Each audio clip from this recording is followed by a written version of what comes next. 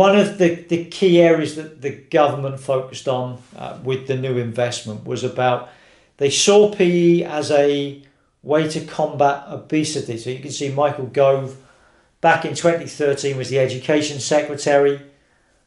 He wanted to bring back competitive sport experiences for young children. He said that basically young kids weren't having enough competitive sport.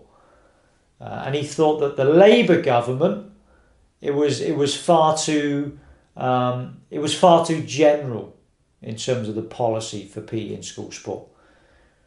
Now, again, I can be critical of both policies, but if we look at competitive sport, and again, you guys will all understand this, if you bring in competitive experiences for young children, you're going to have kids that like competitive sport and you're going to have kids that don't like it. So if you're putting kids into rugby games and hockey games and football games and it's competitive all the time, there's going to be kids there that don't like those competitive sports. So it's all very well saying all young children should have a competitive sport experience, but you're going to have those kids that don't like it. So it's not going to address everything. So again, you can see where the political agenda comes in here. They saw it as a way to reduce obesity, but also by bringing in competitive experiences, it might improve national performance in terms of teams. And again, it comes back to what is the focus, what is the goal of PE? Is the goal of PE to reduce obesity? Is it to get young children physical in terms of their activity? If that is the goal and the purpose of PE, then fine, we can support the government agenda. However, if the purpose of PE is to develop, well-rounded, holistic individuals that have got good attitudes, committed, motivated, self-determined, then just giving them a competitive experience isn't going to develop that.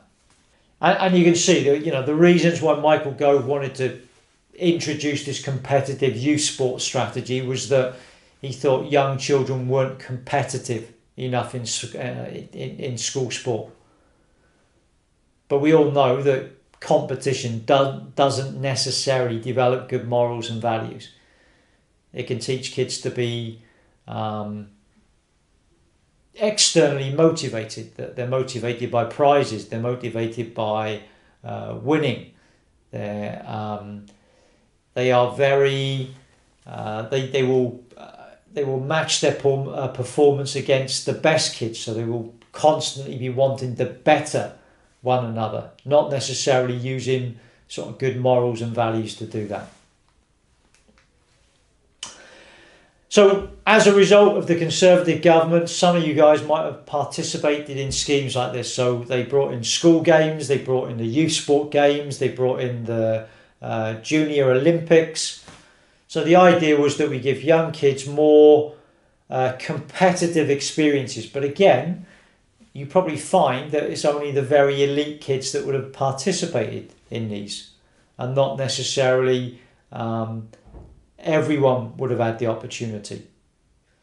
So I can see that competitive school sport experiences are good, but in terms of how many children actually participated in those is another question. So I suppose we could argue that those competitive experiences, if the focus is producing elite athletes, such as these guys and the legacy of the 2012 Olympics, then yes, I can see why the Conservative government might have wanted to do that.